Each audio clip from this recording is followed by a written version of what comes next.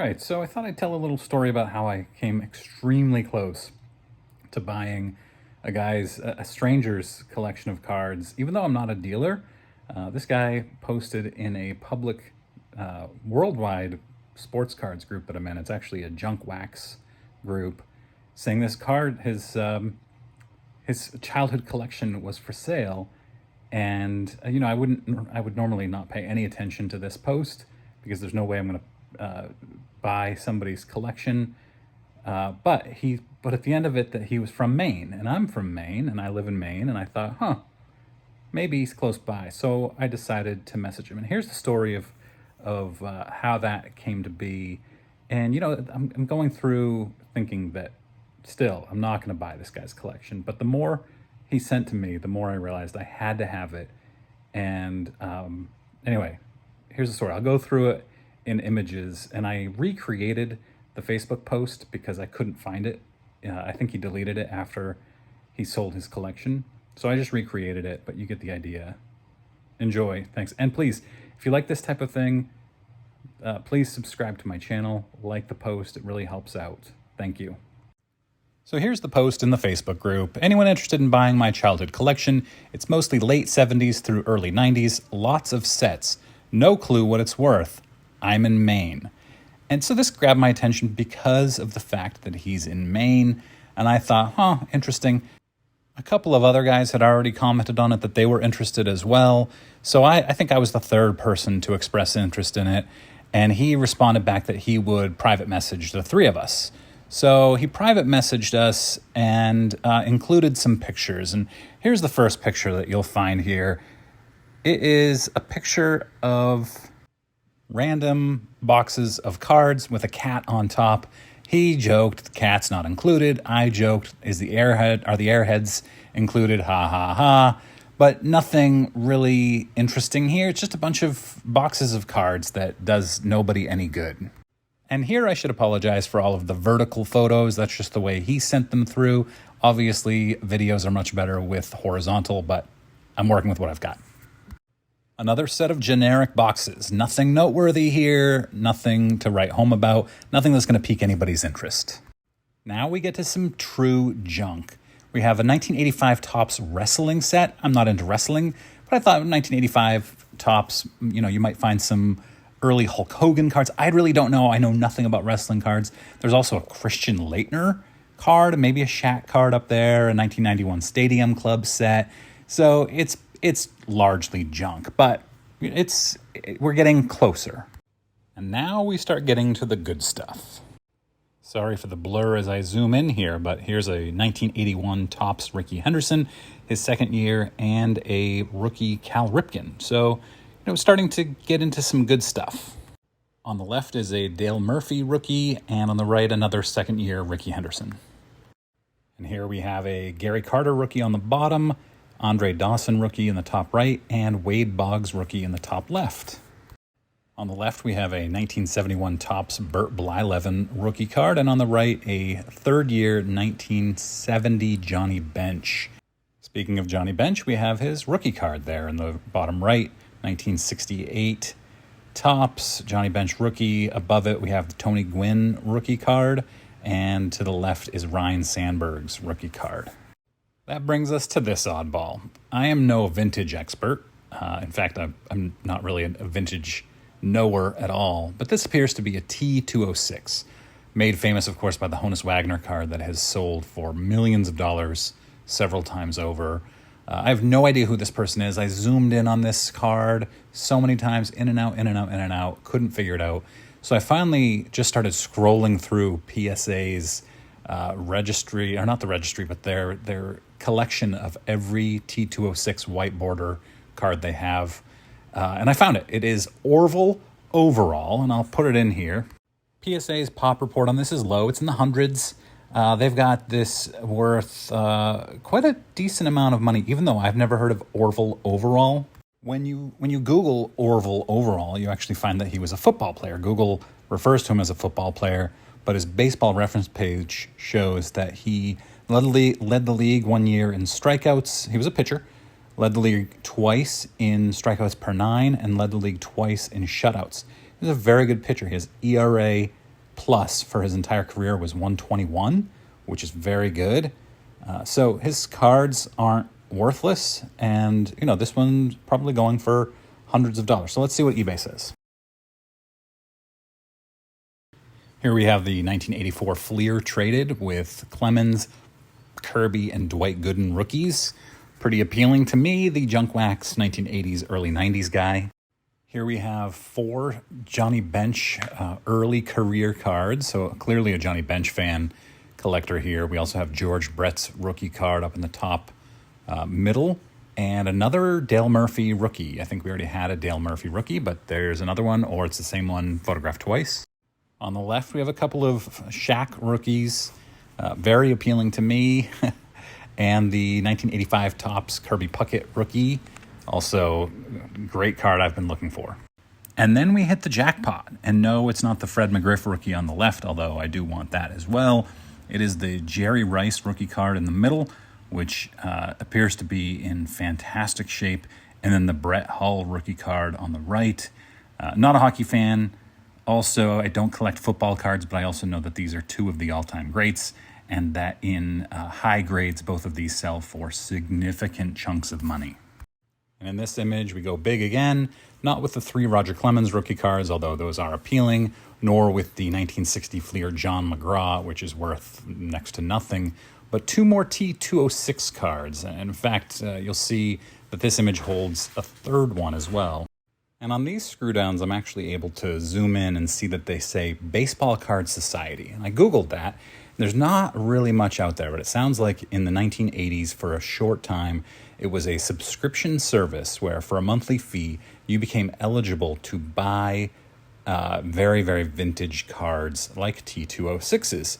And so that validates this. There was one person who remembers this service and questioned the authenticity of the cards, but that was the only person, and I don't know that in the mid-1980s people were actually forging baseball cards. Maybe they were. I don't know. I certainly wouldn't have known about that back as a child.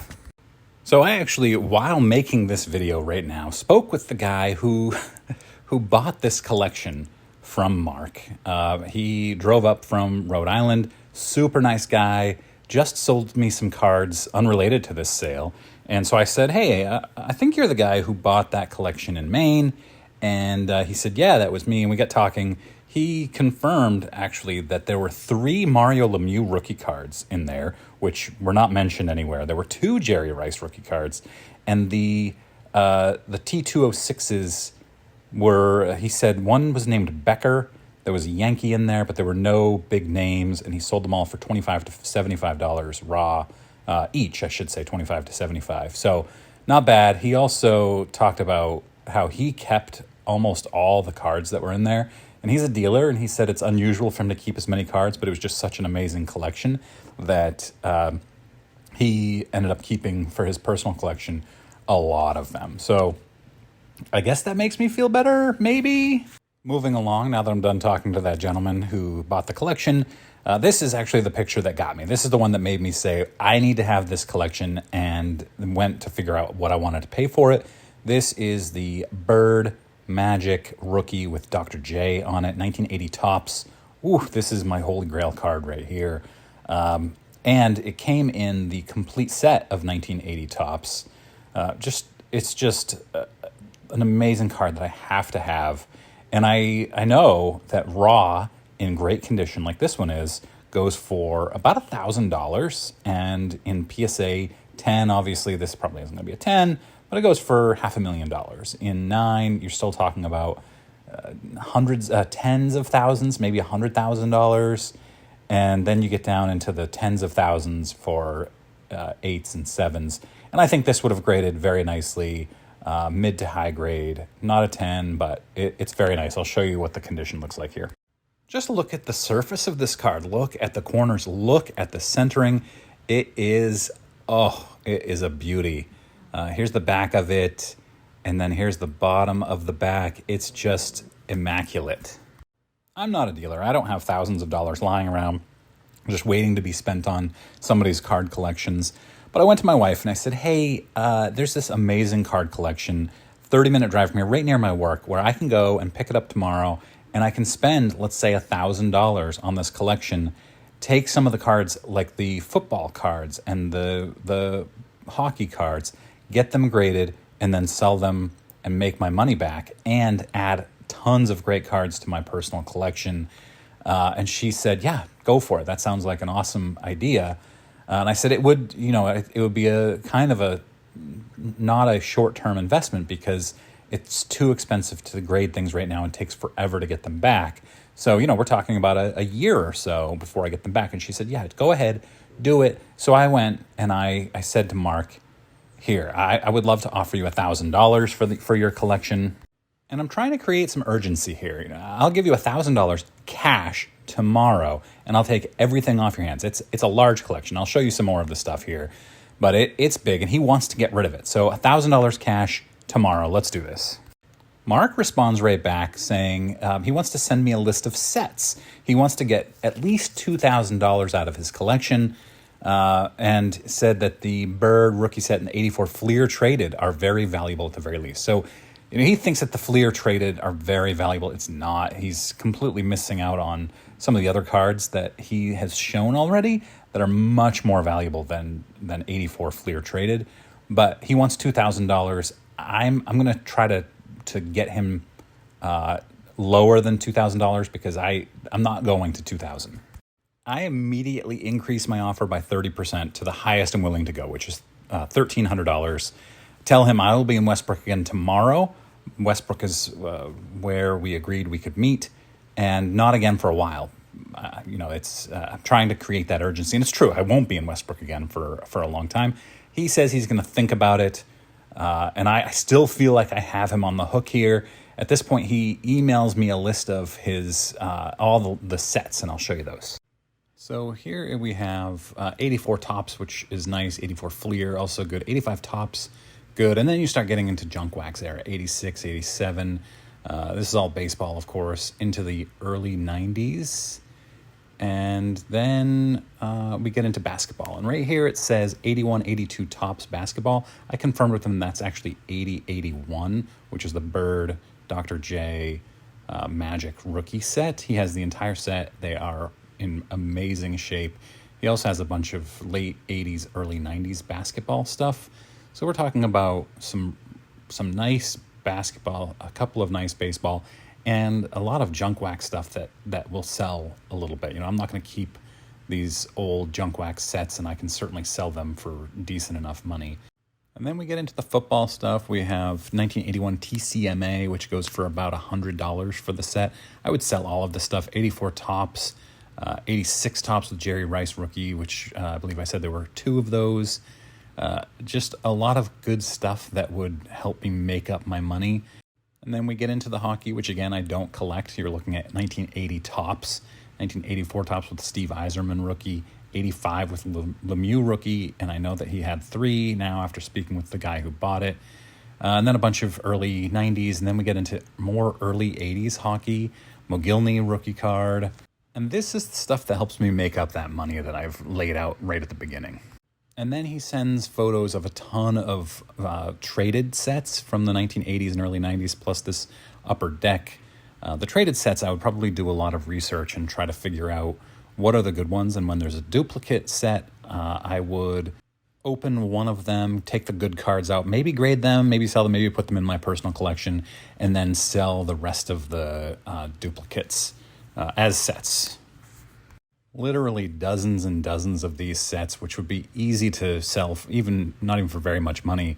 And then you've got the mid-'80s Pawtucket Red Sox set, which is my jam as a mid-'80s to mid-'90s huge Red Sox fan during my childhood. And then I'm not even sure what the rest of this stuff. It is true junk, I think, but it's guys that I PC like Griffey and Jordan and Bird, so I'd probably keep it for myself. Probably not worth anything to be sold.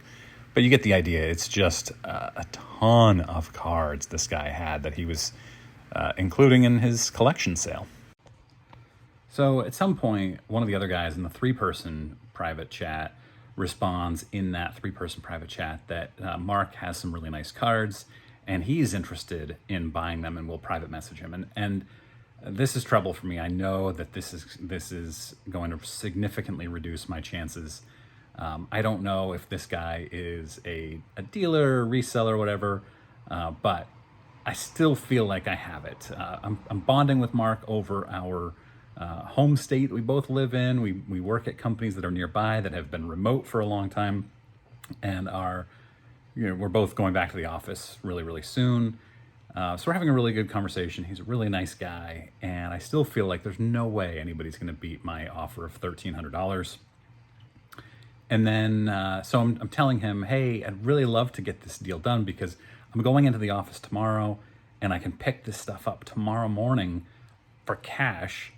But I don't know when I'll be back in the office again. I'm not lying to him at all. I'm legitimately not going back to the office for weeks after that next morning. And so he says, yeah, I'll probably go with your offer unless one of these other guys has a better offer for me. And then here's the last message I get from Mark.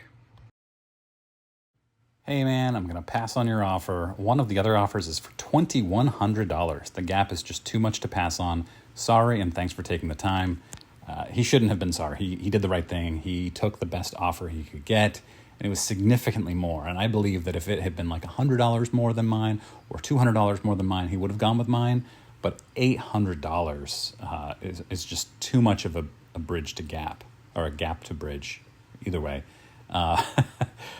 I think that Mark did the right thing for himself. And in speaking with the gentleman who bought the collection from Mark, he said that he would have offered the same as me, somewhere between $1,000 and $1,300 normally. But he has had a run of bad luck on buying collections, and he decided to overbid. So I was the loser because he has had bad luck with collections. And I think that he's done very well for himself with this collection because there's just so much that you can sell that other people would be interested in that he probably doesn't have any interest in keeping in his personal collection, just like me. So I'm happy for that guy. I'm also happy for Mark for getting so much money, but I really, really, really wanted that collection. And hopefully I'll find one. The funny thing also is that Mark has felt kind of guilty, and I've told him, you shouldn't feel guilty about taking the best offer. But he's a few times messaged me back, sharing links to other people's collections that are up for sale. And it's funny, he wants me to find a good collection. And we haven't found one yet, but maybe at some point we will. Anyway, thanks for watching. If this is the type of content you like, give me a subscribe. I would really appreciate that. Thanks.